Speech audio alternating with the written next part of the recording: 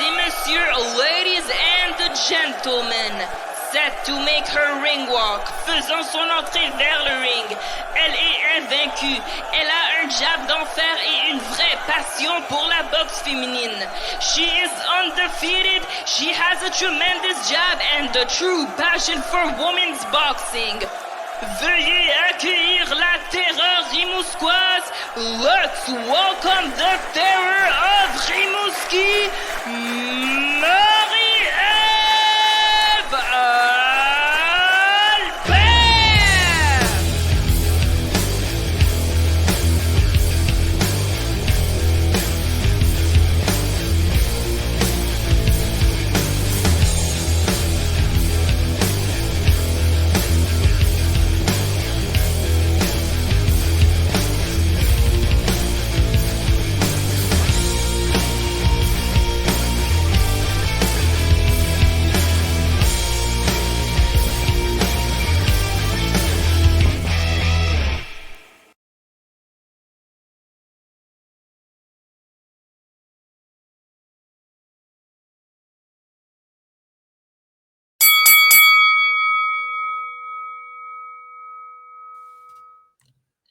Laurent.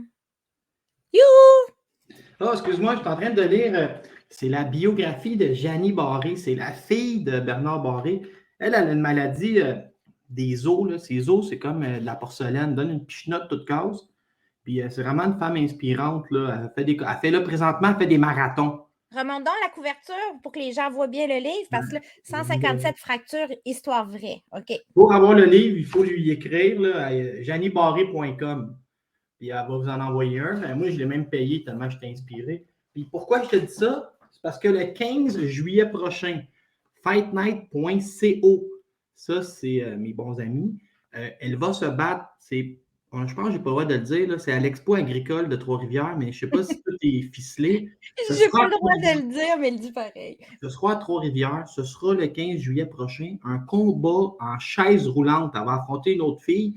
Je pense qu'ils sont quelques-unes au Québec à faire ça. Au Canada, tout court, puis c'est intéressant à regarder vraiment. Là, moi, je suis quelques boxeurs sur Instagram comme ça qui font de la boxe en fauteuil roulant. C'est très intéressant, puis elles sont bonnes. Vraiment. Tiens, si tu veux, je t'invite. Puis en plus, si tu viens, je t'invite et je te mets sur la liste spéciale pour avoir le fameux poulet brie et bacon. L'autre fois, là, j'ai regardé la boxe, mais j'étais quasiment plus préoccupé par ce qu'il y avait dans mon assiette. Ma petite crème de poireau. Eux, les soirées Fight Night, je te résume ça super vite, c'est juste que c'est comme un look de gala professionnel avec les écrans géants, la pyrotechnie, quasiment le Cirque du Soleil, mais ces deux gars qui sont à leur premier combat, qui sont motivés, qui ont fait 4 mois d'entraînement, la régie est là, inquiétez-vous pas, tout est dans la légalité.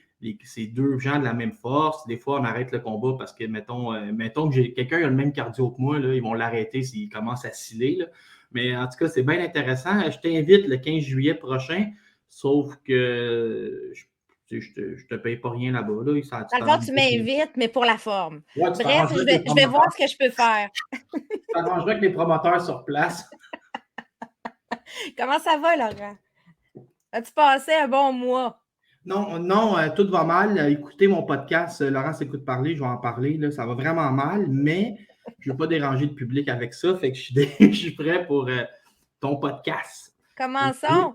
Hey, on a des sujets en maudit. Désolé, ça va encore prendre plus qu'une heure, mais c'est pas grave. Vous aimez ça, ça paraît. Fait que, là, je vais mettre le feu tout de suite. Là. Léla Baudouin a perdu. Il y en a qui disent, tu sais, les salauds, ils disent ça s'est fait jouer le tour qu'on joue aux filles ici. C'est un peu exagéré.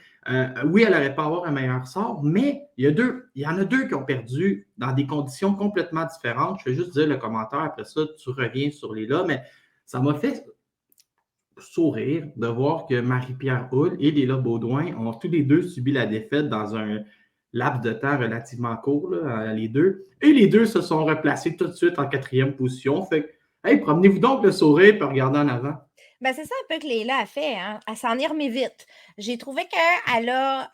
ça, on ne peut pas lui enlever ça à Léla, même Marie-Pierre aussi, c'est le même principe.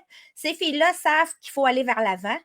Puis, à ce moment-là, ben, quand tu perds, il faut apprendre de ses défaites. Il faut capitaliser sur le bon qui est sorti là-dedans, puis il faut avancer. On ne peut pas revenir en arrière. Maintenant, pourquoi on dit que c'est amère pour Leila Baudouin? Ben, c'est parce que cette défaite-là a quand même une petite saveur de victoire dans la bouche de plusieurs. Moi, j'avais Leila gagnante, je vais le dire, mais pas gagnante largement comme plusieurs pourraient penser. Là. C'était quand même un combat qui était serré. Il y avait la Mexicaine qu'elle affrontait, Elisabeth Chavez Espinoza, elle savait boxer.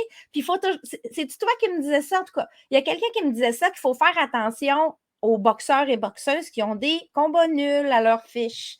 Parce que ce que je t'avais dit, c'est que le nom, moi, qui frappait, je pense que c'était Melissa Esquivel, qui est, si j'ai bien compris, la sœur de Jonathan Esquivel. Son frère était sur l'équipe nationale. Fait que là, j'ai fait comme, un instant, là. Puis, est-ce que c'est de plus en plus propre à la boxe féminine, tu sais, d'avoir des filles qui vont passer chez les pros, qui vont tellement jeunes, qui ont 16 ans, que là, tu regardes la fiche, tu fais 9 ans qu'elle boxe, elle a 2 nuls. Ben oui, mais là-dessus, là, entre 23 et 25 ans, son corps s'est transformé, sa boxe s'est transformée. Il t'a tout un piège, puis c'est peut-être pour ça qu'il faut arrêter de capoter avec le zéro comme chez les hommes, parce qu'on a tellement moins d'informations chez les filles que, tu sais, là, elle a subi une défaite, mais tu sais, la journée que Léla va affronter, exemple, une top 4 ou qu'elle va avoir sa chance en combat de championnat du monde, là, rien va être laissé au hasard. Là, on va avoir toutes les vidéos. Fait, c'est ça.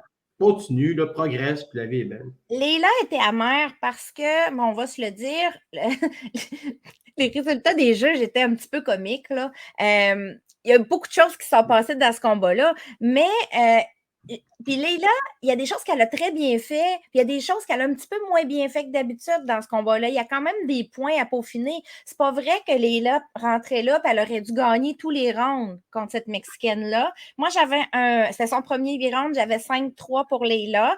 Par contre, quand je l'ai regardé, c'était 5-3 quand même clair pour moi. Le 5 était clair, le 3 était clair.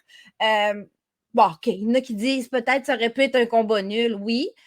Ici, on a eu quand même des juges mexicains qui ont penché largement vers la Mexicaine. Il y a eu toutes sortes d'affaires dans ce combat-là. Pourquoi Marie, là, t'as dit qu'il y a eu des affaires. Je sais que toi, tu es plus politiquement correct que moi, tu ne veux pas le dire. Moi, je vais dire ce que j'ai entendu. Il y a eu de la crosse, on va le dire. Sources. Il y a des rumeurs qui disent que, la juge qui a donné, je pense, 7-1 à son adversaire. Il y a des rumeurs qui ont été vues avec des shooters avant que le combat commence. Il n'y a pas de rumeurs, je l'ai des sources sûres. OK. Et ce qu'on entend, c'est qu'elle applaudissait, elle festoyait quand l'adversaire avait des bons moments. Là, c'est quand même oui.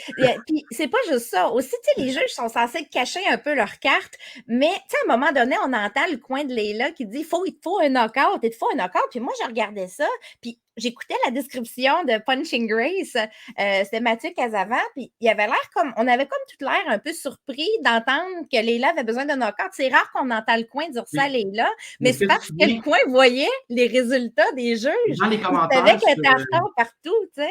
Dans les commentaires sur Boxing Town, il y a le juge Benoît Roussel qui racontait qu'un jour, il est en Allemagne, puis il donne les 2 premiers rounds à l'adversaire, puis il donne le 3e à l'Allemand, puis le monsieur de la régie, il dit en anglais « T'attends? » Ben oui, mais tu sais, c'est ça. C'est pas supposé se passer de même, tu sais, honnêtement. Mais pour Leila, elle a le sentiment qu'elle a gagné son combat. Elle sait qu'elle n'a pas boxé de façon parfaite. Elle sait qu'elle a du travail à faire. Bon, elle a perdu. Elle s'est fait faire, comme tu as dit, un peu ce que d'autres font faire ailleurs. C'est un risque à prendre quand tu envoies tes boxeurs boxer à l'étranger sur des petites cartes. Surtout quand ce n'est pas des gros promoteurs. Surtout quand c'est en Amérique latine où il y a quand même pas mal de corruption, là, on va le dire. Il y a beaucoup, beaucoup de corruption dans les tout petits galas, sur les tout petites cartes. Marie, la question la plus tough, alors j'ai une question très tough pour toi.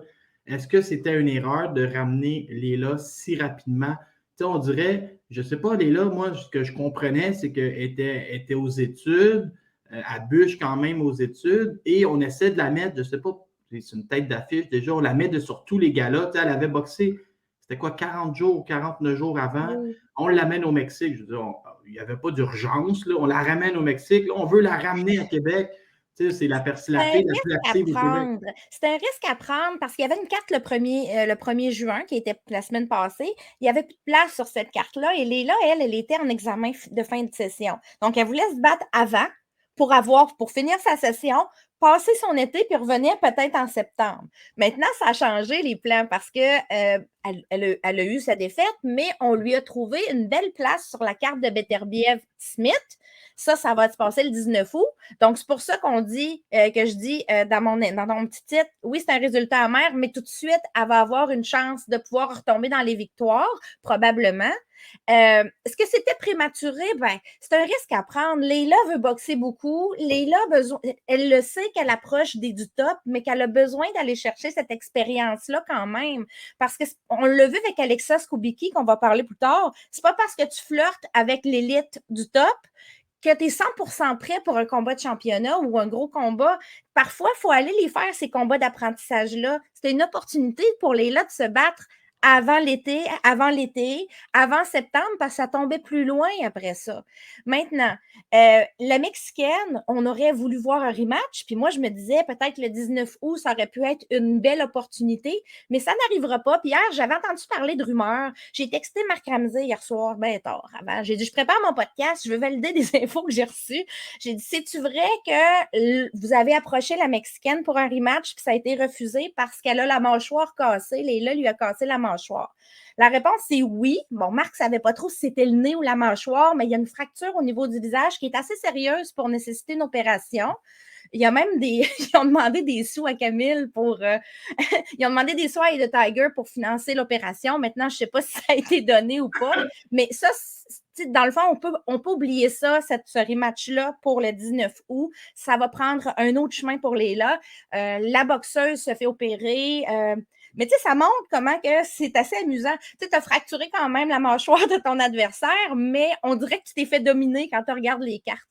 Bref, c'est assez particulier. On passe à autre chose. Léla est assez mature et mûre. On l'a vu tout de suite. Elle était tout sourire sur la conférence de presse pour Beterbiev-Smith. Puis elle disait, je reviens d'une défaite, puis c'est pas grave, je passe à autre chose. Ça touche pas son classement. Léla n'en est pas à la première épreuve de sa vie. Et ça, c'est tellement bien dit. Et là, quand tu parles qu'il est arrivé des affaires un peu étranges, Vanessa Lepage-Joannis s'est ramassée avec une adversaire de dernière minute qu'on avait déjà vu évoluer chez 130 livres. Et là, elle est rentrée blessée dans le ring. Ça n'a pas fait long feu. C'est un peu burlesque des fois quand on va dans ce pays-là. Tu sais, comment ça a été sanctionné? Tu sais, à bord. Je vais juste me reprendre. J'ai dit burlesque au Mexique, mais en même temps, il y a des gars-là en Colombie-Britannique où j'ai déjà vu à Thetford Mines que la ring girl n'a jamais été obligée d'aller travailler entre le 1 et le 2. Il y a des galas burlesques partout. Là. Il y a des choses qui arrivent partout. Cette fois-là, on a un adversaire blessé, puis on le découvre juste pendant le ring. On le découvre dans le ring. Fait qu'il y a quelqu'un quelque part, les médecins, les régies, les commissions, peut-être pas fait leur travail. L'adversaire était quand même crédible, même s'il était inactif depuis un certain temps. Faut comprendre, Vanessa aussi revient d'une longue inactivité, donc c'est pas si grave à ce niveau-là. Même si elle s'est battue il n'y a pas longtemps, Vanessa. Bon. Ça a été quick, ça a été rapide, hein? Ça a été rapide et dangereux, comme on dit. Un knockout rapide. Vanessa, elle a tout, hein? Je regardais les uppercuts et rentrent au poste. Elle a un jab vraiment gossant, là. Tu sais, un jab tannant, là. Le parfait jab pour énerver tout le monde. Elle fonce. Elle n'a pas peur de manger des coups, mais elle a amélioré, je trouve, beaucoup sa défensive depuis son ancienne carrière puis sa nouvelle carrière. Tu sais, le trou entre les deux, il y a eu vraiment de la grosse progression. Je crois que dans son ancienne carrière, elle ne pouvait même pas aller prendre une bière après ses combats tellement qu'elle était jeune. Elle était jeune, c'est ça, c'est une gamine. Là, elle est tellement bien entourée, ça paraît. Les opportunités vont venir. On va en parler tantôt de l'année Daniels. Je l'ai mis au sujet. Si tu veux, je te fais l'annonce officielle. Il y a un gala officiel, c'est écrit sur Internet. Eye of the Tiger retourne à Gatineau le 8 septembre prochain avec Steve Claggett en finale. On peut penser que Gaumont et Vanessa Lepage-Joannis auront un rôle important. Et moi, je parle tout le temps à tout le monde, tu sais, de mes idées. Puis comme Vanessa, comme je t'ai dit, moi, je m'attends à ce qu'elle soit championnat du monde. Mais là, j'avais mis la date hypothétique du 23 décembre pour rire, là, la journée avant le réveillon. Et c'est Régent Tremblay qui m'a appelé et qui m'a dit l'idée, c'est que ce soit avant le 23 décembre. Fait que Sais-tu pourquoi ça serait faisable, Laurent? Je vais le dire tout de suite. On peut en parler tout de suite de l'année Daniels. Tant qu'à être d'un sujet, là. Tant qu'à être d'un sujet, OK? On va en parler tout de suite parce que c'est lié. Là. On reviendra à Martine Vallière après, OK? L'année Daniels, là, elle vient de gagner le premier titre IBF de l'histoire des lourds. OK? Oui, c'était inaugural. Oui, c'était parce qu'on sait que chez les lourds, il y a un titre WBC, mais il n'y avait pas de titre IBF, il n'y a pas encore de titre ring, tu sais, ça commence. Là. Écoute bien, pas l'historien, mais pour donner une idée aux gens, c'est un peu comme le titre des Bridgers chez les hommes. La WBC a créé les 2,25, puis ça peut prendre 8 à 10 ans avant que les autres embarquent. Comme à l'époque des 168 livres, Sugar Ray Léonard gagne les 168 livres, ça prend 8 ans avant que les autres associations créent la 168 livres. Donc, là, la IBF enjambe le pas et crée la division des... Il faut la surveiller, l'année Daniels, parce que c'est dans Vanessa, c'est après ces cibles-là qu'elle court. La seule chose que je veux dire, c'est que l'année Daniels, elle n'a pas d'argent. Elle n'a pas de promoteur, puis elle paye pour boxer présentement. Donc, après son combat de championnat, le dernier qu'elle a fait contre Alry Milicia, qui est aussi une fille de là-bas, une Maori comme elle. Mais là, désolé de t'interrompre, mais là, tu me jettes à terre parce que là, les Australiens ont quand même une grosse réputation de boxe. Ce combat-là avait un certain impact médiatique. J'aurais été certain qu'il n'y a personne qui gagnait le million, là, mais j'aurais été certain qu'on arrivait au moins à leur donner un petit salaire aux deux. C'est pas l'Australie, c'est la Nouvelle-Zélande. Attention. C'est ça ma question. Je pensais que la Nouvelle-Zélande était assez bien organisée. C'est ça, la Nouvelle-Zélande, mais je pensais qu'il était quand même assez bien organisé pour que il y a une relation où on n'était pas nécessairement capable d'acheter le titre. Mais là, je suis encore on va l'amener ici. L'année Daniels, elle a carrément dit, en soulevant sa ceinture, après, dans son entrevue d'après-combat, qu'elle a dominé. By the way, elle a gagné tous les rounds contre l'autre. Elle était bonne. Elle a presque knocké dans le dernier tiers. C'était vraiment... Elle est outillée quand même, l'année Daniels. Mais elle a juste 28 ans. Mais elle a dit quelque chose qui m'a marqué. Elle dit, c'est peut-être mon dernier combat à vie. Ça se peut que je prenne ma retraite. Hein? J'ai fait quoi? Oui, j'ai fait, mais pourquoi? Puis elle l'avait annoncé, elle avait parlé de retraite puis de combat final avant même aussi. Oui, elle l'avait dit avant, mais là, elle l'a réitéré. Elle dit, ça se peut que ce soit quand même avec la ceinture, mon combat final, à moins qu'un sponsor, un commanditaire important venait qu'à m'aider. Parce qu'elle paye pour boxer. C'est pas la seule. Je vais en trouver un commanditaire. Là, je suis pas pire, mais à Gatineau. Fait que là, tu sais, on s'entend que c'est le premier titre IBF. Comme c'est le premier titre, puis il était comme vacant, elle a 12 mois pour le défendre, puis après ça, il faut qu'elle se batte au 9 mois pour les prochaines fois. Donc, d'ici 12 mois, elle pourrait ne pas se battre du tout, puis ils ne vont pas ordonner de combat, l'IBF. Ils ne le feront pas. Mais ça se peut qu'elle simplement elle se retire, ou que si une belle offre arrivait avec une belle bourse. Non, mais elle ne se retirera pas. Elle va au pire, elle va laisser le temps passer. Là. Elle va pas. C'est pour ça que je dis, soit elle va laisser le temps passer sans se battre jusqu'à temps qu'elle n'ait pas le choix, puis après une décision. Mais tu sais, si Eye of the Tiger voulait mettre un bon petit montant pour une belle bourse pour elle, qui pourrait en même temps financer une partie de son camp d'entraînement, selon moi, c'est tout à fait possible d'amener cette fille-là défendre son titre au Québec. Il n'y a pas une Américaine qui pourrait comme embarquer dans la surenchère et essayer d'avoir l'année Daniel aussi, là? Oui, Raquel Miller, qui est rendue heavyweight. Faut surveiller Raquel Miller. Danielle Perkins aussi, peut-être. Mais Danielle Perkins est inactive présentement, puis elle n'a pas l'air d'avoir quelqu'un qui l'aide beaucoup non plus pour se battre. Tu as Raquel Miller qui vient juste d'entrer dans la catégorie des heavyweight, et elle, ben, elle a plus de visibilité que Danielle Perkins. Donc, on va voir, mais pour Vanessa, c'est toutes ces filles-là. Alry Milicia, Raquel Miller, Danielle Perkins, ce sont... puis l'année Daniel, ce sont les 4 filles vraiment qui sont dangereuses dans la division présentement. On aurait pu rajouter Anna Gabriels, mais on le sait que présentement, c'est pas possible. On la discarte, on en reparlera tantôt quand on parlera de Shields. Mais tu sais, pour Vanessa, les opportunités vont venir. C'est de valeur qu'elle s'est dépensée dans un camp d'entraînement, qu'elle se ramasse au Mexique puis qu'elle pogne une adversaire blessée, mais c'est des choses qui arrivent. Tu trouves? Moi, tu mets le W sur ta fiche puis la vie est belle. Oui, je le sais, mais c'est, tu sais, quand ça fait longtemps que tu n'as pas boxé, tu aimes ça montrer. Tu sais, quand c'est à cause d'une blessure de l'adversaire qui était déjà là avant, tu peux comme pas dire, ah, c'est vraiment moi qui ai fait ça à 100%, même si on le sait qu'elle aurait gagné pareil. Tu sais, c'est juste ça. C'est juste que c'est une victoire qui n'est pas aussi satisfaisante. On va le dire comme ça. On parle-tu de Martine un peu? Hey, oui, je vais faire, mais j'étais content parce que j'avais peur, mais je vais le dire, là, Martine, elle le sait, là, j'avais peur que les journalistes se rendent compte c'était qui Wendy Cruz Castro.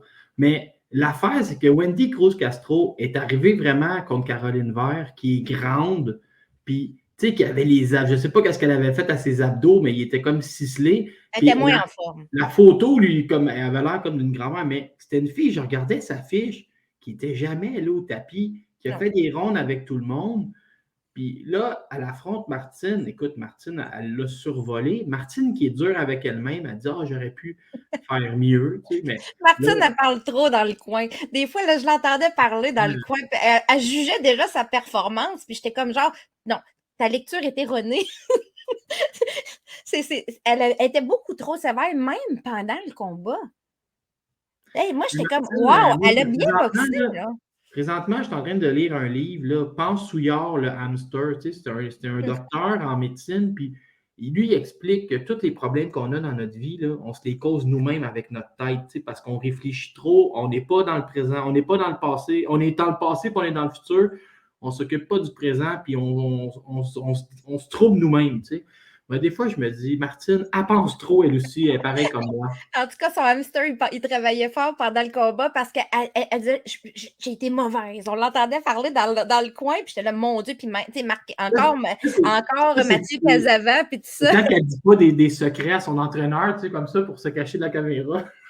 Elle a vraiment bien boxé. C'est une belle boxe technique. Elle aurait pu. Moi, je pensais qu'elle allait knocker la fille, mais on a découvert que Wendy Cruz Castro, ça a du menton, ça. Jamais elle a au tapis. C'est ça. Elle a du menton. Donc, même si Martine a tout fait le nécessaire, puis que n'importe qui d'autre serait tombé au tapis en avant d'elle cette journée-là, Wendy Cruz, elle est restée debout. Elle était en meilleure forme, comme tu dis, que quand c'est présenté devant Caroline Vert pour ses débuts pro ratés, comme on dit. Et elle était en meilleure forme aussi que la fille que Caroline Vert a affrontée pour ses débuts pro. Moi, je considère que quand ils ont fait le changement d'adversaire, c'était correct. Ils ont pris une décision en fonction de ce qu'ils ont vu, là, la régie. Sauf que quand on regarde, c'est sûr qu'on a une Wendy Cruz Castro qui est en meilleure forme, mais si on prend la Wendy Cruz Castro d'aujourd'hui, de celle qu'on a vue contre Martine, versus la première adversaire de remplacement de Caroline Vert, la Wendy Cruz Castro qu'on a vue était supérieure. Pas tant qu'elle a beaucoup de boxe à donner, mais elle faisait des tentatives, elle essayait des affaires. Martine, moi, j'ai parlé à Martine, puis aussi, il faut se rappeler que Wendy Cruz a complètement raté le poids aussi. Ouais. Martine s'est battue à 130. Martine disait que qu'est-ce qu'elle trouvait le plus compliqué, c'est de gérer le poids de son adversaire qui s'accrochait après elle. Là. Je veux en parler de ça, Laurent, parce qu'on entend beaucoup, depuis dernièrement, on entend beaucoup de gens, des journalistes ou des fans de boxe qui aimeraient voir, mettons, Martine contre Léla Beaudoin. Non, c'est un gars qui répète ça sur son podcast. Là. J'adore. Non, c'est pas juste un gars. C'est pas juste un gars. J'ai vu beaucoup de gens, moi, sur Twitter, embarquer là-dedans, puis chialer, puis tout ça. Mais c'est parce que c'est pas viable. Martine, c'est une vraie 126 livres. Léla, c'est une 130 livres qui pourrait être à 135. Tu sais, on l'a vu contre Wendy Cruz Castro. Martine a trouvé ça difficile de se battre à 130. Et l'autre, elle était plus à cause de la charge de poids. Martine est petite comparée à une Caroline Vert. Ils ne sont pas faits sur le même moule, comme dirait ma grand-mère.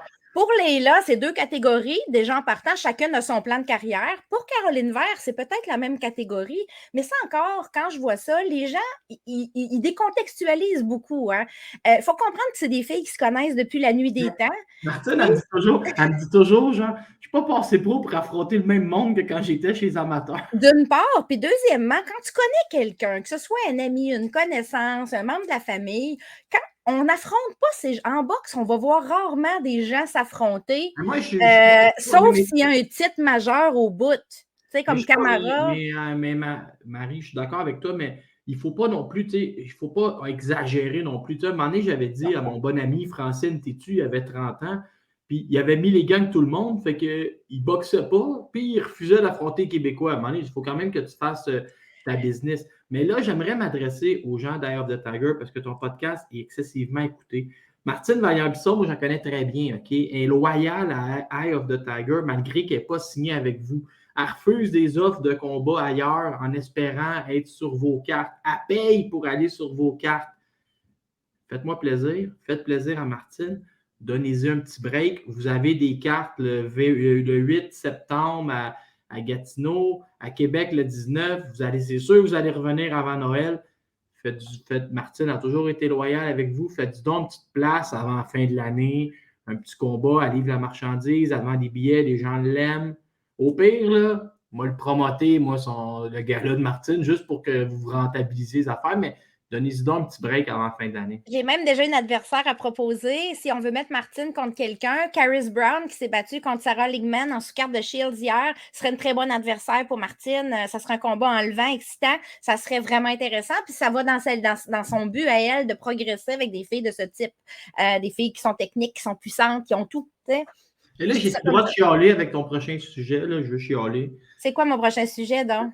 Kim Clavel redevient aspirante. Ça m'a fait rire, OK? Parce que Kim Clavel affronte une bonne boxeuse.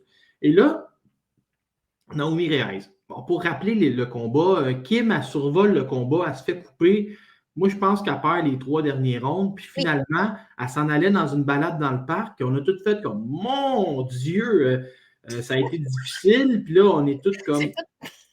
Moi, dans ma tête, j'ai comme fait, OK, Kim, je l'aime beaucoup, Kim. Là. Regarde, doutes-tu que j'aime Kim? Regarde ma lecture de chevet dès que je finis mon livre de Jeannie Barré. Tu sais. Lis donc bien ces temps-ci, c'est incroyable. Je lis tout le temps. Fait que là, Kim, je l'adore, mais des fois, je l'adore, mais mon cerveau, il y a des tiroirs.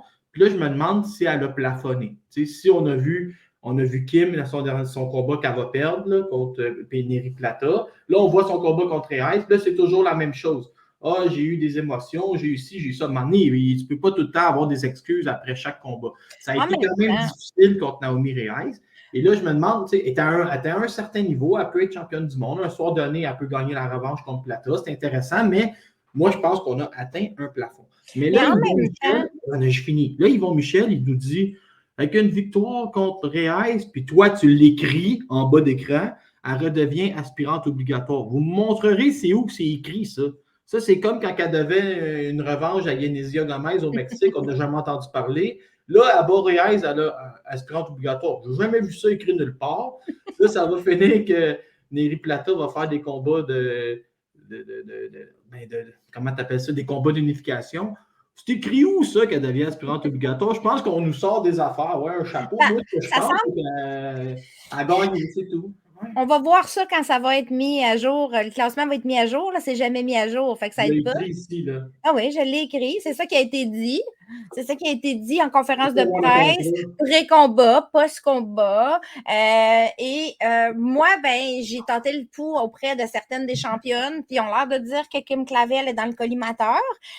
Sauf que ça ne veut pas dire que ça va se faire là. Ils ne sont pas obligés de le faire là non plus. Mais là, veux-tu déconstruire mon idée qu'elle a plafonné? Elle a plafonné. Moi, je vais te déconstruire un petit peu, mais ça se peut qu'il y ait du plafonnement pour un boxeur à un moment donné. Plafonner très haut, là, c'est pas négatif. Mais c'est parce qu'à un moment donné aussi, quand tu affrontes le top 10 tout le temps de ta catégorie, comme c'est le cas dans les dernières années, ça se peut aussi que tu perdes des rounds. Puis ça se peut que l'autre soit bonne en avant de toi. Puis ça se peut qu'il faut que tu te battes plus fort pour aller chercher des rounds. Oui, mais pas à ce niveau de complication-là, je ne sais pas. J'ai trouvé que c'était trop compliqué. J'ai posé des questions à Kim après son combat, puis aussi une semaine ou 2 après, plus tard. Moi, j'aime ça poser des questions à froid. À chaud, souvent, on a une cassette. Hein? On répète tout le temps les mêmes choses, à part Léla Baudouin, qu'elle, à chaud, elle décortique tout comme si elle l'avait déjà regardé. Mais à froid, je préfère à froid. Puis j'ai dit à Kim, l'impact de ta blessure, je veux savoir, parce que c'était coupé franc au-dessus de l'œil, puis ça saignait beaucoup. Puis comme elle m'a dit, il y a 2 rounds elle ne l'a pas dit sans conférence de presse, mais moi, elle me l'a dit, elle dit, il y a 2 rounds qui étaient aveuglés d'un œil complètement. Puis quand j'ai dit aveuglé, elle dit, je voyais rien, j'étais aveugle d'un œil pendant 2 rounds, parce que j'avais du sang qui coulait, puis elle dit, ça brûle. Elle dit, ces 2 rounds-là, j'ai boxé avec un œil, clairement, j'étais pas moi-même. Puis tu sais, sans la blessure, est-ce que les 3 derniers rounds auraient été similaires? Je ne le sais pas et je ne crois pas. C'était quand même une blessure importante. On s'entend que Pierre Bouchard était dans le ring à la place de Daniel avec 4 Q-tips d'adrénaline en même temps pour essayer de contrôler le saignement. On voulait finir le combat. On ne voulait pas que ça soit arrêté à cause d'une coupure parce que c'est tout le temps, c'est compliqué des combats comme ça. On ne sait jamais, tu sais, tu peux avoir... Moi, j'avais Kim largement en avance avant que cette coupure-là arrive. Vers la fin, dans le dernier tiers, elle a moins bien boxé tout court. Si on enlève le fait qu'elle a eu la coupure, elle s'est quand même fait atteindre par un uppercut solide. Je pense que c'était au 7e. Il me semble que c'était au 7e ou au 6e. En tout cas, dans le dernier tiers du combat, ça n'a pas dû faire du bien. On aurait dit ici que l'uppercut est passé puis ça avait été oublié. Là, on avait oublié que c'était une possibilité, mais pourtant, cette fille-là, Reyes, elle frappe dur. Elle est renommée pour frapper fort. Elle a les points lourds. Kim a dit que c'est l'adversaire qu'elle a eu chez les pros qui frappait le plus lourd que Plata encore, qui a pourtant les mains très lourdes aussi. Est-ce qu'elle a plafonné? On va voir. Prochain combat. On va pas... Il faut qu'il y ait une tendance. J'aimerais ça revoir... Là, je vais juste m'en prendre à Yvon Michel. Ben, je vais m'en prendre à Yvon. Là, je vais encore me faire pitcher des roches. Mais je trouve que on avait Kim Clavel qui s'est battu, puis je pense qu'on a à peine dépassé le 2000 billets vendus. Puis on comparait beaucoup avec Jean-Pascal qui avait fait 4200. Puis là, on y va avec Beterbiev. Puis souvent, malheureusement, c'est que ça donne de la grippe, ça donne une corde à s'accrocher après aux gens qui vont dire que la boxe féminine n'est pas vendeur. Mais je ne sais pas si c'est où Yvon Michel est rendu dans sa carrière ou c'est quoi les outils qu'il a pour faire des sous-cartes. Mais on nous avait dit, et tu étais à côté de moi dans une conférence de presse, on nous avait annoncé le retour de Kim et on nous disait que on allait mettre le paquet en demi-finale, qu'on avait un programme, une stratégie pour aider Kim à ne pas vendre les billets tout seul, à avoir quelque chose pour s'accrocher, pour faire briller Kim en finale. Et là, on est arrivé avec une sous-carte tout croche, des combats qui disparaissaient à la dernière minute, des avancées.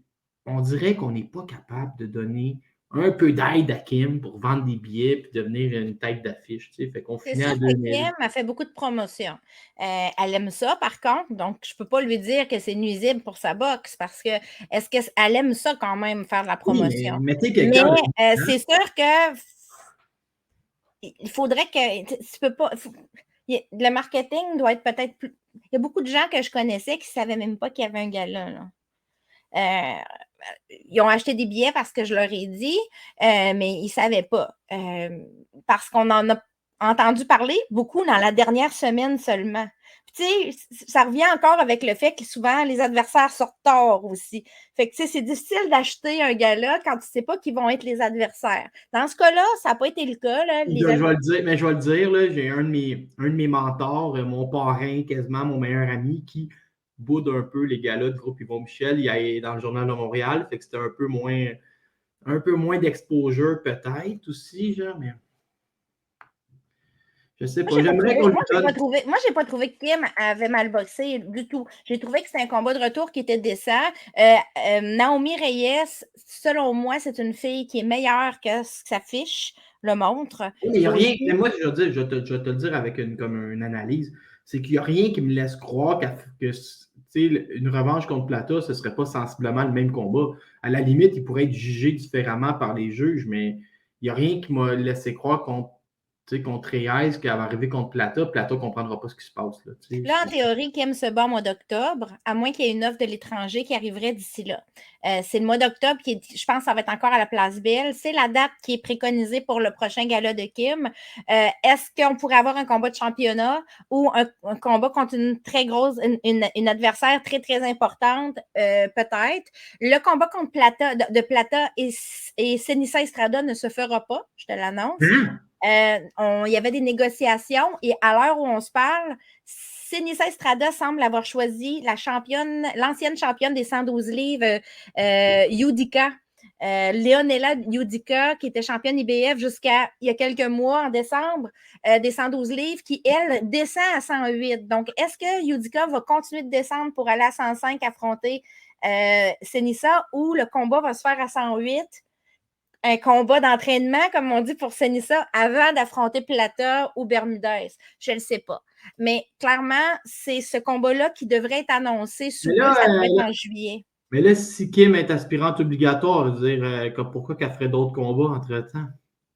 Non, mais c'est ça. Mais on parle de Senissa Estrada, là. On parle pas de Kim. Oui, je sais, mais Kim apprend pas. Si elle est aspirante obligatoire, puis c'est dans le contrat, il ne faut pas qu'elle prenne trop de risques. Mais on C'est ça. verra. On parle du mois d'octobre, mais moi, je m'attends qu'en octobre, ce soit peut-être contre Plata, ici au Québec. Sur la même carte, il y avait le combat. Moi, j'attendais le plus. Puis finalement, Caroline a géré ça de belle façon. Caroline Vert s'est débarrassée de Emma Gongora. Mais Gongora, moi, je vais continuer à la suivre. Elle est toujours intéressante. Mais là, Caroline Vert, dis-moi donc ça, elle est rendue combien ce BoxRec? Elle commence à monter. Là. Il me semble qu'elle était 8e ou quelque chose comme ça. Là. Elle commence à être vraiment haute. Elle est en avant, je pense, de Sky Nicholson même, ou approche de Sky Nicholson, en tout cas. Caroline Vert et Emma Gongora, on s'entend que le combat n'était pas élégant, là. Il y avait un clash de style, il n'y avait pas d'élégance, beaucoup d'accrochage de part et d'autre. On va se le dire, il faut être honnête, c'était pas beau à voir. Caroline, moi, je lui ai donné 5 rounds à 3, certains lui ont donné 6 rounds à 2. Emma Gongora, dans sa tête, avait gagné ce combat-là. Elle a boudé beaucoup sur les médias sociaux après, mais elle a pris un pas de recul un petit peu plus tard, peut-être 2 semaines après, 1 semaine et demie après, pour dire, OK, mes émotions ont parlé, je devrais l'analyser autrement. Pendant un bout, Emma Gongora disait même qu'elle avait mis le combat sur YouTube, mais qu'elle avait muté Marie-Ève Dicker parce que Marie-Ève Dicker n'était pas neutre vu qu'elle a déjà été dans la même promotion que Caroline Vert. J'aimerais m'adresser aux gens qui ont découpé la seule erreur que Marie-Ève Dicker a fait du gala pour la passer là, sur Facebook. Marie-Ève Dicker a été excellente et je crois qu'elle a trouvé sa vocation pour son après-carrière. Marie-Ève Dicker, c'est la meilleure. Je l'ai trouvée excellente de A à Z. Je l'ai trouvée qu'elle était neutre. Elle a même géré les commentaires un peu louches de Jean-Paul Chartrand sur les Mexicains qui viennent cueillir. Jean-Paul, il a donné beaucoup d'exposure, par contre. Chapeau à Jean-Paul. Il a vraiment voulu la mettre de l'avant, Marie-Ève, puis je trouve que ça, c'est correct. Lui donner sa place. Ces histoires de cueilleurs de carottes à Napierville, là, ça commence à être vieux jeu un peu. Caroline Vert, dans le fond, ce qui est arrivé ici, c'est que Caroline a voulu s'imposer avec sa boxe technique. Ouais. C'était plus difficile avec Emma, qui est une fonceuse, qui est une fille qui attaque et qui est très physique. Mais pour Caroline, c'est de l'apprentissage parce que des filles physiques comme ça, il y en a plein dans sa catégorie. Il y a un combat qu'on pourrait même voir ici, un combat canado-canadien, comme on dit, entre Yelena Emerjenovic et Caroline Vert, parce que Yelena est classée dans les associations encore, et pas Caroline Vert. Laisse donc Yelena tranquille, elle a pris un coup de vieux. Là. Elle se bat la semaine prochaine, on va voir si c'est assez replacé. Yelena, 8 juin sur 2 zones, fait qu'on va pouvoir tout le regarder. Mais c'est le type de combat que pour Caroline, ça serait payant parce que Yelena étant très bien classée, est classée 2e WBA encore chez les 126. Pour Caro, affronter Yelena puis battre Yelena, ça lui amène un classement WBA élevé. Là, je vais te l'annoncer parce que je t'avais gardé ça, je t'avais gardé un scoop sur ma feuille. Le prochain combat de Caroline Vert, je te fais l'annonce, le 27 juillet prochain. Attendez-vous à voir Marie-Pierre Roule en tête d'affiche au casino, Caroline Vert sur la même carte, 27 juillet prochain. Je savais déjà. Je sais, mais... Je te laisse le dire. Si tu le sais, écris-les puis parle-en. Non, je te laisse. T'aimes ça, les scoops. Vous faites tout ça. À chaque fois que je sors un scoop, je reçois 8 messages, je me dis, je le savais. Je dis, pourquoi c'est pas dans ton journal? T'aimes ça, les scoops. Moi, je les laisse. Je suis pas une scoopeuse. 27 juillet. Mais ça va être bien, c'est correct, Caroline, tout de suite. Moi, je m'attends à ce qu'on voit Caroline. Caroline devrait se battre aussi en octobre en sous-carte de Kim Clavel. Alors, le plan, ça serait de la faire se battre 3 fois encore cette année. Elle veut faire du 6 fois. Donc, juillet, octobre puis décembre, quelque chose comme ça. On va voir. Peut-être qu'un titre mineur au mois d'octobre pourrait être envisageable ou en décembre. Championnat du monde d'ici la fin 2024. C'était ça le but. Mais Caroline, le combat n'était pas élégant avec Emma. Je veux juste dire que les 2 filles sont quand même excellentes, des excellentes boxeuses, chacune à sa manière. Chacune a des points améliorés dans ce combat-là. Si on fait le post-mortem du combat, il va falloir qu'ils travaillent. Mais pour Caro, le fait d'affronter tout de suite une fille physique, comme je disais, c'est aussi ça, la boxe pro. Hein? C'est aussi ça, la boxe pro. C'est pas le même type d'accrochage qu'en boxe amateur. C'est pas le même type, tu n'as pas de casque. Le fait que quelqu'un te rentre dedans, pas de casque, c'est pas la même sensation. C'est pas, c'est tout ça qu'il faut apprendre, puis l'apprentissage est arrivé tôt. C'est correct. À suivre. Là, il y a un dossier qui était sur le même gala. Notre amie Alexa Kubicki. Puis là, on avait su, je sais que tu le savais, là, mais Kubicki, je sais que tu le sais, mais Kubicki, elle a tenté des approches pour avoir un contrat avec Eye of the Tiger puis groupe Yvon Michel. Oui. Du côté d'Eye of the Tiger, moi, j'ai posé une question. On m'a dit, il y a un combat chez les amateurs qu'elle a fait où on l'a vu, puis ça n'a pas bien été, puis ça nous convainc de ne pas embarquer. Du côté d'Yvon Michel, on lui a donné une chance de se faire valoir. Puis étrangement, quand tu regardes sa fiche, elle a passé haut la main tous les tests qu'elle avait. Là, on amène une adversaire qui a une fiche de 500 et elle se fait jouer le même tour que Léla Baudouin. La fille était bien meilleure que sa fiche. Et là, même comparé à Léla qui méritait la victoire, là, Kubicki a clairement perdu. Elle a trébuché ici. Elle a pris pour acquis que son adversaire était d'un certain style, d'une certaine manière. L'adversaire, moi, je la connaissais un peu. Je l'avais déjà vue se battre contre Marilyn Badio. L'adversaire, Linda Contreras-Ibarra. Une petite jeune de 23 ans qui a 2 enfants, puis qui fait la boxe comme elle peut. Elle a sa vie de famille, puis elle fait sa boxe, mais très sérieuse. Surtout, c'est pas une boxeuse comme on s'imagine que sont les Mexicaines. Souvent, ces boxeuses-là sont des pressure fighters qui vont vers l'avant, juste une direction, pas de défensive, puis qui lancent des gros power shots tout le temps. Elle, c'est pas comme ça. Elle a un bon 1-2. Elle était très outillée, elle avait une variété de coups. Elle était capable de faire des combinaisons. Elle pouvait jouer au corps. Elle était capable de couper le ring. C'était une fille qui était très outillée, puis Kubicki a été déstabilisée.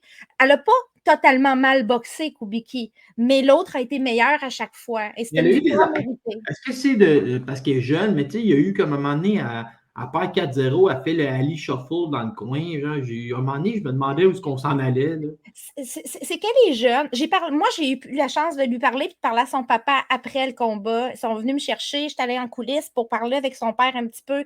Puis, parce que je connais un peu la famille, son père m'a dit qu'elle a croulé sous la pression. Elle a voulu trop en faire, probablement, parce qu'elle voulait se vendre à Yvon Michel d'une certaine manière. Tu sais, il y avait, je sais pas si tu étais là, Laurent, il y avait des pancartes ringside, là, Iron Lady partout. Ça, c'est des frais qu'eux autres ont engendrés. C'est pas Yvon Michel qui a payé ça, là. C'était un prodige, là. Elle était en montée. Elle battait des filles dans le top 10. Maintenant, il ne faut pas oublier qu'elle a juste 19 ans et que c'est normal. Tu sais, à un moment donné, il faut lui enlever la pression de devoir agir en star pour se vendre. Il faudrait juste qu'elle boxe, tout simplement. Moi, si j'étais Yvon Michel, je lui donnerais une deuxième chance sur une carte où elle a moins besoin de se prouver. Une plus petite carte où elle n'aura pas nécessairement besoin de faire toutes ces choses-là, de grimper sur les cordes, de faire de l'intimidation à la pesée. Je voyais ça sur Twitter, le monde. Avant de manger tout rond, elle l'a intimidé à peser. Mais non, tu sais, c'est pas comme ça se passe dans. Tu sais, les Mexicains en ont vu d'autres, ils viennent ici sans peur. Ils n'ont pas peur de se faire intimider par des boxeuses qui leur font les gros yeux ou des boxeurs qui leur font les gros yeux. On l'a vu souvent, c'est pas nouveau. Mais elle a 19 ans, elle est vraiment bien classée. Et cette fille-là, dans 10 ans, quand elle va avoir 29 ans, si elle a bien évolué, elle va être vraiment solide et très outillée. Mais il ne faut pas oublier que c'est quelqu'un qui n'a pas le background d'autres filles. Alors, elle a monté vite, mais c'est pas parce que tu cognes à la porte de l'élite, comme je disais tantôt, que tu es déjà dans l'élite. Des fois, il reste juste de l'élite au-dessus de toi, puis il va falloir que tu prennes un pas de recul pour faire des combats d'apprentissage. C'est là qu'elle est rendue, elle. Il ne faut pas qu'elle mange... Il ne faut pas qu'elle monte les escaliers 4 marches à la fois. Là, il va peut-être falloir qu'elle recule d'une marche ou 2 pour monter correctement, puis une marche à la fois. Tu sais, elle a fait du sparring avec Marlene Esparza. Elle s'acoquine avec les meilleurs pour apprendre d'eux autres. Mais elle n'est pas encore à leur niveau. C'est Kenny Enriquez, Marlene Esparza, les stars de la catégorie des 112 livres. C'est sûr que Kubicki va se faire manger tout rond par ces deux filles-là présentement. Mais elles sont proches d'elle dans le classement. Fait qu'il faut faire attention au classement. C'est là que quand on dit hey, ouais, t'es classé 6e, t'affrontes rien des 30e. Ben, dans son cas, c'est ça qu'il faut. Dans son cas, c'est ça qu'il faut. Il ne faut pas qu'elle affronte des top 5 pour le moment, puis pas dans la prochaine année, puis peut-être même pas l'année prochaine. Il va falloir qu'elle affronte des 30e, des 20e, des 35e, qu'elle se fasse la main, qu'elle développe ses outils, qu'elle prenne confiance. Marie, c'est pour ça qu'il y a une scène amateur pour les gens qui n'ont pas encore 23-24 ans. Elle était amateur. Il s'est passé quelque chose, elle aussi, pour qu'elle switch chez les pros aussi jeunes. Il y a des secrets qu'on ne sait pas, là, mais c'est sûr et certain qu'il s'est passé de quoi. Puis il faut comprendre aussi que c'est pas facile en Alberta. Elle vient d'Edmonton et tu ne peux pas te battre à Edmonton présentement. Il n'y a pas de gala, il y a des règles, des règlements qui font qu'il faut que tu te battes à l'extérieur, à Deer Lake, dans d'autres provinces. Les filles d'Edmonton, ils me le disent toutes. Moi, c'est ça.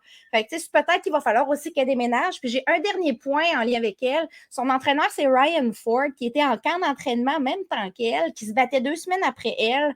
C'est un très beau match. Il fonctionne bien en théorie. Je les vois aller, puis il y a beaucoup de connexions. Ils sont sérieux. Mais je me demande jusqu'à quel point un entraîneur boxeur qui est en camp d'entraînement en même temps que toi pour une catégorie 100% différente, ça peut avoir de l'impact sur ton propre cheminement, ton propre développement. C'est une question que je me pose, je n'ai pas de réponse, mais c'est un point qui est quand même dans ma tête. Je me dis, est-ce qu'un deuxième entraîneur pourrait faire le travail avec elle? Avoir 2 entraîneurs. Tu peux garder Ryan, mais travailler avec quelqu'un d'autre. On voit ça souvent en boxe, que tu as 2 entraîneurs, tu fais des camps avec l'un, avec l'autre. Leila fonctionne comme ça. Elle va faire des camps avec Sam Descaries, mais c'est Emilien qui est dans son coin, là. S'outiller, puis tu as Elena aussi qui est là. Tu te rajoutes des outils. Bref. Melinda Watpool, très solide face à une adversaire expérimentée. Melinda Watpool, elle est signée chez United Promotions présentement. C'est une Ontarienne. Elle a une belle carrière amateur, plusieurs fois championne canadienne. C'est une fille qui a déjà, qui se battait, qui est supposément à 160 livres selon BoxRec, mais en vrai, elle se tient entre le 160 et le 168. Elle pourrait se battre dans les 2 catégories. Elle commence dans 2 catégories, Laurent, où tout est à prendre. D'un côté, tu as Clarissa Shields qui est championne undisputed à 160, mais qu'on sait qu'elle ne gardera pas ses titres toute sa vie. Puis de l'autre côté, tu as Franchen Cruz-Dezurn. La division est faible, il n'y a pas beaucoup de filles actives dans ces divisions-là. Donc, pour Melinda Watpool, ça pourrait aller vite si United lui offre un bon cheminement. Là, elle affrontait une femme, Angelica Lopez-Flores, 13-1. Là, les gens m'ont dit « Ouais, mais si on regarde les 13-1, cette fille-là, elle a gagné devant des débuts pro, puis des filles qui étaient 3-2, puis tout ça. » Oh, mais calmez-vous, la Melinda Watpool était 2-0 avant de l'affronter. C'est pas grave qu'elle affronte une fille qui est 13-1 puis qui a affronté des filles qui étaient 2-0. Là. C'est pas ça. Il ne faut pas regarder trop ça. Il faut regarder que c'est une fille qui avait plus d'expérience en boxe pro qu'elle, mais qui était probablement rendue à un niveau où elle pouvait affronter quand même une fille comme Melinda Watpool. Melinda Watpool, il a passé dessus, là, Laurent. Là. C'était sur 2 zones, ça. C'était en sous-carte de Shaquille Finn, là, le dernier combat de Finn. Melinda lui est passée sur le corps. C'était un arrêt, un abandon du coin après le 4e round, si je ne me trompe pas. Elle ne s'est pas présentée au 5e. Elle a mangé beaucoup de coups. On sait que Melinda travaillait beaucoup au corps. Elle travaillait beaucoup en combinaison. Puis elle a les poings lourds. Moi, j'ai vu une Melinda qui était vraiment enragée, qui avait vraiment faim de gagner. Puis je trouve qu'elle fait beaucoup de choses très bien. Il n'y a rien de parfait. Elle est encore en adaptation de son style pro. Elle est passée chez les pros tard aussi. Mais je voulais juste mentionner qu'il faut la surveiller parce que cette fille-là pourrait cogner à la porte du top 5, mettons, d'ici la fin de l'année. Elle pourrait être pas mal proche du top 5. Ça pourrait vraiment être quelque chose de viable. On le sait, il y a à peu près 25 boxeuses actives chez les 168 livres. Ou 30, je ne sais pas. Il n'y a pas beaucoup. Puis 160 livres, à peu près le même nombre. Ouais. Ils sont peut-être rendus à 40. Mais là, moi, j'ai quelque chose à te dire d'important. Ouais. Moi, Cathy Taylor, là, je l'haïs. Parce que j'aime pas quand quelqu'un est choisi, puis qu'après ça, elle se ramasse avec plein de décisions serrées. C'est toujours elle qui gagne. 96-94, les 3 juges, elle s'en sort tout le temps. Puis là, je te l'annonce. J'ai eu peur en joie le vert quand j'ai entendu la carte des juges, parce que j'avais Cameron facilement 4-0 en partant. Cameron qui était, quel début de combat, genre, quelle stratégie, tout allait bien. Là, Taylor revient un peu, là, ça y est, elle en a fait assez, hein, les juges sont déjà payés. Eh bien non, Chantelle Cameron qui l'emporte. Taylor a frappé la division de poids trop élevée. Elle voulait monter. Ça n'a pas passé. Et là, Chantelle Cameron se promène avec beaucoup trop de ceintures. Cathy Taylor, c'est une vraie 135 livres. Quand on disait tantôt que Martine est une vraie 126 livres, Cathy Taylor, c'est une vraie 135 livres. Elle a voulu tenter sa chance de devenir undisputed dans 2 catégories, fait qu'elle a monté de 5 livres. Ça semble pas beaucoup, mais oui, c'est beaucoup pour une boxeuse qui est vraiment confortable à son poids.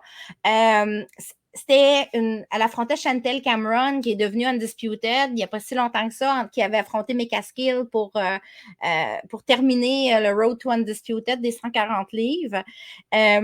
Chantelle Cameron, c'est une fille qui a une belle carrière amateur aussi, qui est solide, qui a des points lourds, mais elle est surtout techniquement très bonne. Elle peut amener... elle va t'amener n'importe où, elle va te couper le ring de la bonne manière, mais elle a une variété de coups, elle possède beaucoup d'outils, puis elle est vraiment bien préparée. Donc, c'est quelqu'un qui est sérieux aussi. On ne la verra pas souvent dans les médias sociaux faire des folies. C'est une fille, tu lui parles, elle est sérieuse, elle a un petit peu d'humour, mais un peu comme Cathy Taylor, c'est des filles qui sont très focalisées sur le but, sérieuses à l'entraînement. Très sérieuse, un peu comme Martine Vallière-Bisson, mais Martine n'a pas vraiment d'humour, fait que ça ne marche pas. Arrête donc. Martine a juste une face. Moi, j'ai dit tout le temps, t'as mis ton meilleur sourire à la pesée. Elle n'est jamais très souriante à la pesée. Là. Ça, c'est un running gang entre elle et moi. Pour Cameron, If tu as raison, elle a parti son combat d'une façon en feu. Puis, en même temps, on a une Cathy Taylor qui, elle, a été lente à starter.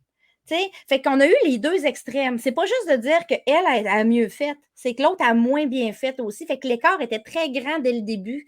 T'en as une qui était sur le frein, un petit peu comme Beterbiev, des fois, qui est un Taylor, après avoir 5 défaites, c'était malchanceuse. Tu sais, elle fait des combats serrés. Ce qui la sauvait avant, c'est qu'elle était vraiment rapide, beaucoup plus rapide à s'adapter. Donc, elle allait toujours chercher le petit quelque chose de plus. Mais là, ça fait 2 ans qu'on commence à avoir un ralentissement, à vieillir en âge. Il y en a qui disent l'âge est juste un nombre, mais c'est pas vrai nécessairement. Ça dépend pour qui. À un moment donné, Cathy Taylor, ça fait longtemps qu'elle pense aussi à prendre sa retraite. Puis là, elle veut faire quelques combats qui sont lucratifs pour elle avant de partir. Elle a tout fait ses défenses obligatoires. Tu sais. Non, mais je suis content que tu parles d'argent parce qu'on va y revenir dans quelques minutes. Oui, l'argent, c'est bien important. Puis, c'est ça. Fait que pour elle, là, le fait qu'elle a perdu contre Cameron, bon, ça entache sa fiche parce qu'il y a un petit 1 à la place des défaites, mais en même temps, tu veux que les meilleurs affrontent les meilleurs. Rendu là, il faut qu'il y en ait une qui perde, une qui gagne. Ça n'empêchera pas d'affronter Amanda Serrano plus tard parce que ses titres à 135, elle les possède tous encore. Est-ce qu'il pourrait y avoir un rematch contre Cameron? La réponse est oui. C'est déjà quelque chose qui est sur la table.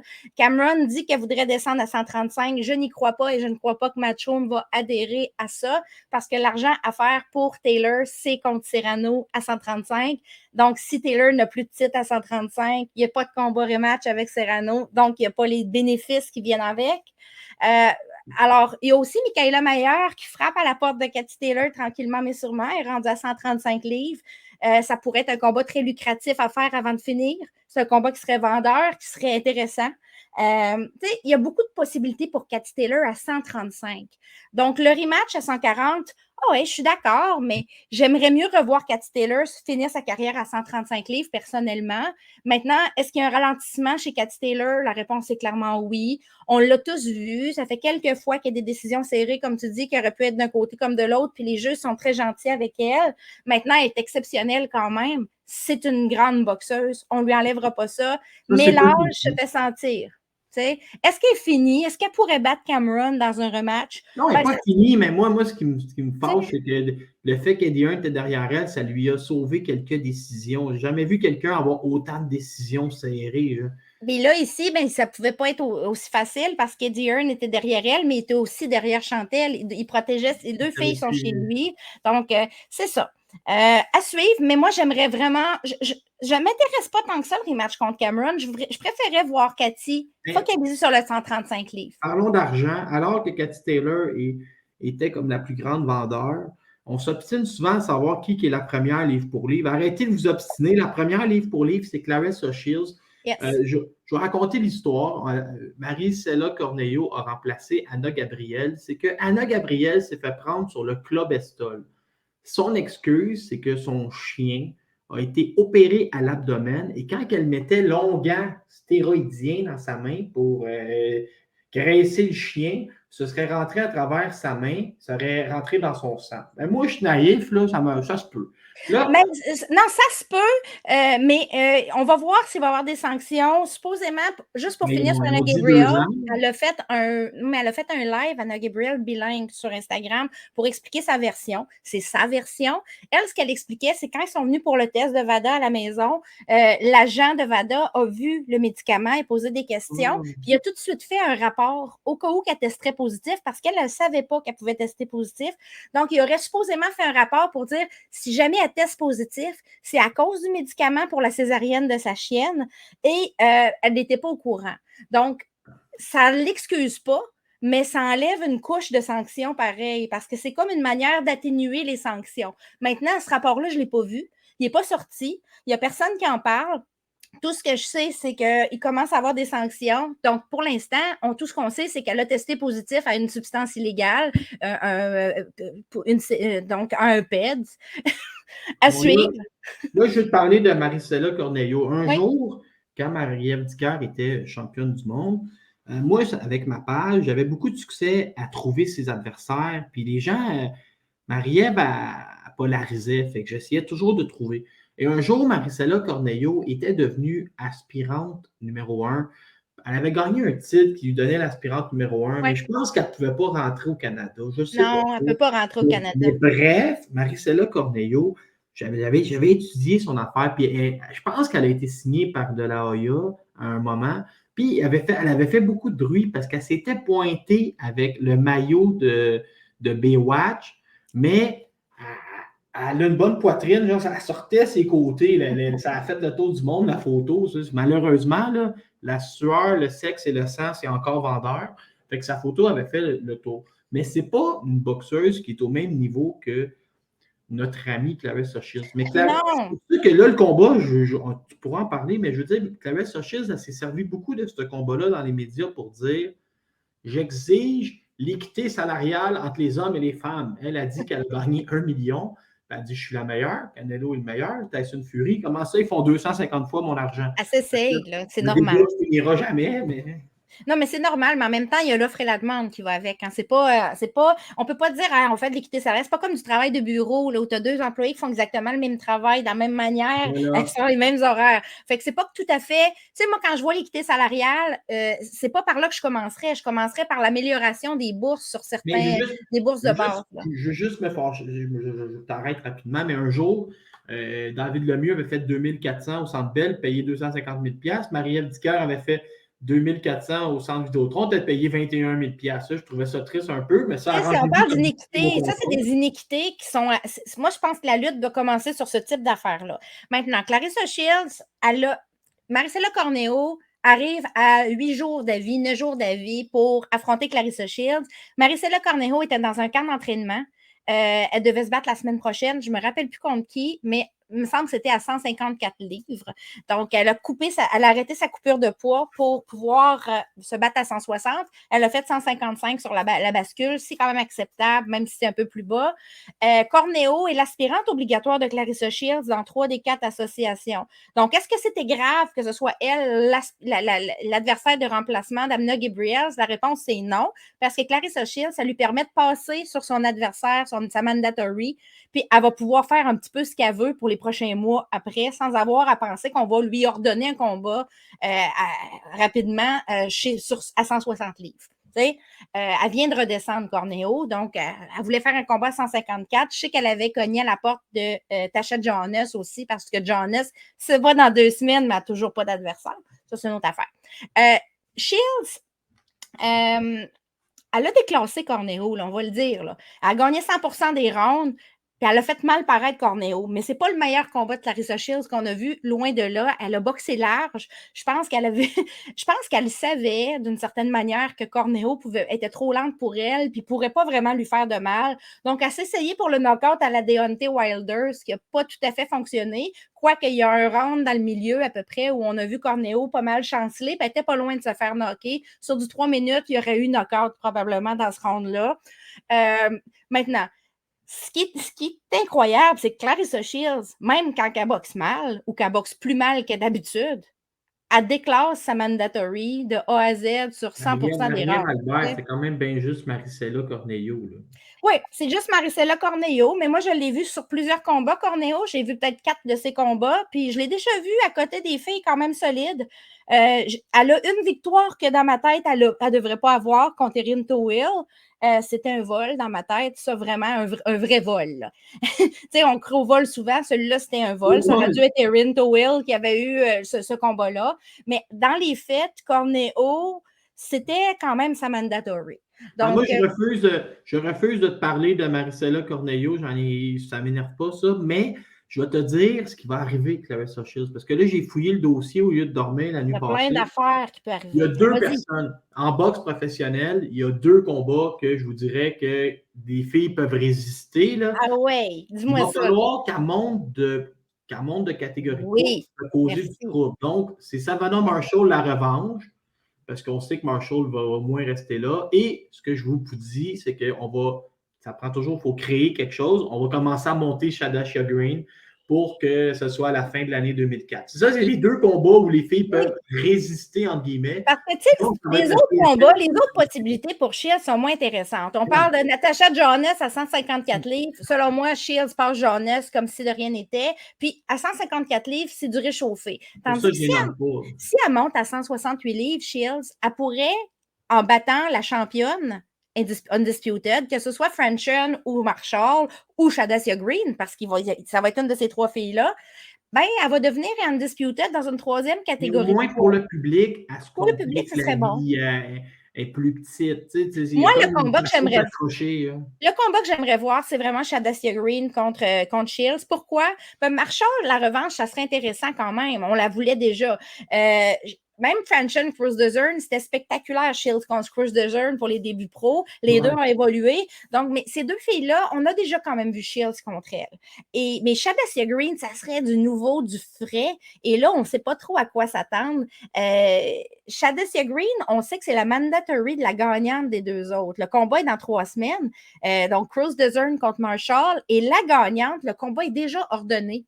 C'est déjà ordonné, va devoir affronter dans son prochain combat Shadashia Green. Donc, c'est une de ces 3 filles-là qui va se ramasser avec les titres Undisputed. Moi, j'aimerais vraiment voir Shields contre Shadashia Green. Selon moi, c'est le combat excitant à faire. C'est un combat qui serait pour les fans. Selon moi, c'est un combat qui va avoir des grosses bourses. Je te pose une question. Est-ce que Shadashia Green est assez dangereuse et bonne pour que Shields la prenne tout de suite pour régler ça avant qu'elle ait trop d'expérience et qu'elle se soit encore améliorée dans les 18 prochains mois? Oui. Des fois, on fait ça comme Mayweather, il avait réglé Canelo avant qu'il vieillisse. Oui, mais là, il faut se mettre dans la perspective de Shadashia Green plus que Shields. OK? Shadashia Green est à un cheveu d'avoir son combat pour Undisputed, d'avoir à elle. OK? Et Shadashia Green est signée par Jake Paul, donc elle va avoir des belles bourses, elle va avoir de la visibilité. Côté financier, le fait d'être avec Jake Paul, avec Most Valuable Promotion, comme Amanda Serrano, selon moi, ça lui donne un coussin de sécurité où elle n'a pas besoin de se rusher pour affronter Clarissa Shields sans titre tout de suite. T'sais? Moi, je pense que ça serait plus intéressant qu'elle ait cherché les titres, puis ensuite qu'elle affronte. On s'entend que Shields est jeune. Les opportunités d'affronter Shields, là, il va en avoir en masse pour Shadashia Green. Ça, j'ai regardé ça hier, les Jeux olympiques, les 3 unifications, puis je vois encore un 2, puis pas. Elle vient d'avoir 28 ans. C'est fascinant. Ça fait que, qu'est-ce qu'on va faire? Il y a la PFL en attendant aussi. T'sais, à un moment donné, si Shields affronte pas de nouveau, on ne pourra pas toujours aller dans le réchauffé. Selon moi, c'est la plus forte des 3 catégories, 154, 160, 168, 168 présentement. Mais il y a des petites jeunes qui poussent. Donc, peut-être que dans 5 ans, Shields va faire affaire à des nouvelles boxeuses, surtout dans le 154 livres, que je vois vraiment du potentiel chez les petites jeunes. Il y a des petites filles comme Dee Allen, tout ça, qui sont en train de pousser pour devenir quelqu'un. Jamais une autre Clarissa Shields. On verra, à suivre. Mais en tout cas, Clarissa, moi, j'ai pas trippé sur sa manière de boxer hier, mais elle a indiscutablement dominé Maricela. Là. C'était une tuerie. C'était une tuerie, c'était la folie. Bref. OK. Terry Harper? Terry Harper l'emporte sur Abazin. Abazin, à la dernière minute, j'ai trouvé ce combat-là, il me semble que c'était la même journée que mon autre combat de Oui, c'était Gastelum. Shield. Non, pas Shield, Taylor, Cameron, oui. C'est la même. Puis j'ai tout surveillé ça. Puis j'ai trouvé, par exemple, que Terry Harper, tantôt, je te parlais des 4 premiers rounds de Cameron avant que Taylor s'ajuste. Là, Harper a trimé dur les 4 premiers rounds avant de s'ajuster puis balayer le reste du combat. Abazin, c'est quand même une très bonne adversaire de remplacement pour Cecilia Brækhus. Donc, oui, effectivement, c'était pas sur le gala de Taylor Cameron. Elle devait se battre sur Taylor Cameron. Elle s'est battue sur Lara Woods. Sur le gala de Lara Woods la semaine d'après parce que Cecilia Brækhus a fait une Kim Clavel d'elle-même. Elle a fait sa pesée, puis le lendemain, elle s'est réveillée grippée, fiévreuse, etc. Quand Terry Harper est arrivé avec la tisane pour Abazin, s'assurer qu'elle soit correcte le lendemain.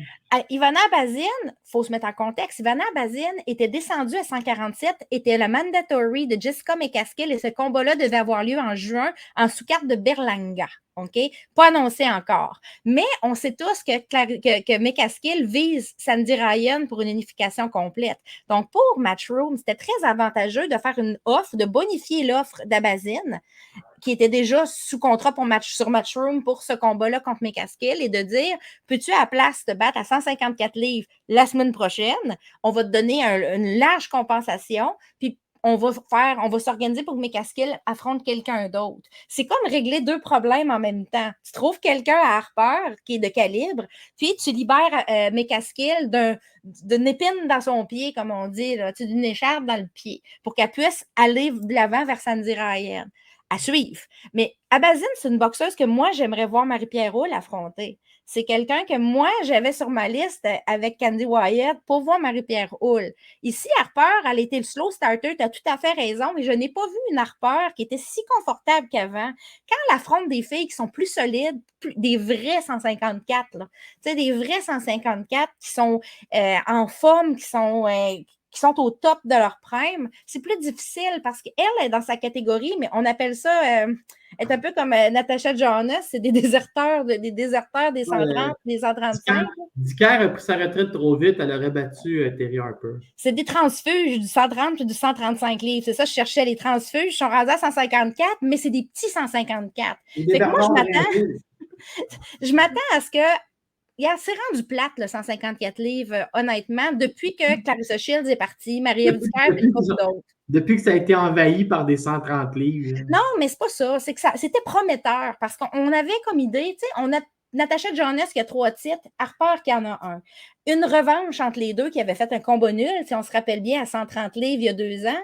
C'est prometteur pour un combat pour Undisputed, mais ça n'arrivera pas. Jonas refuse de se battre contre Harper et c'est pratiquement non négociable, même avec du gros cash. Faut-tu que ce soit plate comme division pour que Maria Lindbergh ait encore un rôle important à jouer? Mais c'est ça aussi mon point. T'sais. Pourquoi qu'une fille comme Femke Hermans est obligée d'affronter Maria Lindbergh? Elle n'est pas obligée, mais elle n'a pas grand choix d'autre.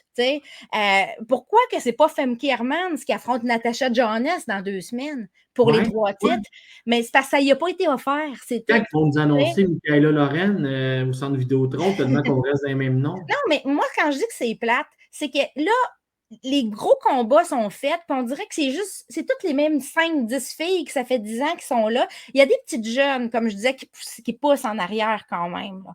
Il y en a 3-4, mais ils ne sont pas encore prêtes pour les titres de championnat. Fait qu'on est comme en transition. Tu sais, Brækhus à 154 livres, moi, dans ma tête, ça devrait être à retraite.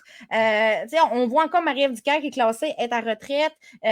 Chris Namus se rebattra probablement pas. Là, Marie, je vois un peu la fan canadienne en toi. Jelena, il faudrait qu'elle continue, mais il faut envoyer Brækhus à la retraite. Non, c'est pas ça. C'est que Jelena, si elle veut continuer, good for her. T'sais, moi, j'ai encore des doutes, mais j'aimerais voir qu'est-ce qu'elle va faire quand même. C'est-tu vrai que c'est toute sa transition et son deuil qui n'a pas été faite?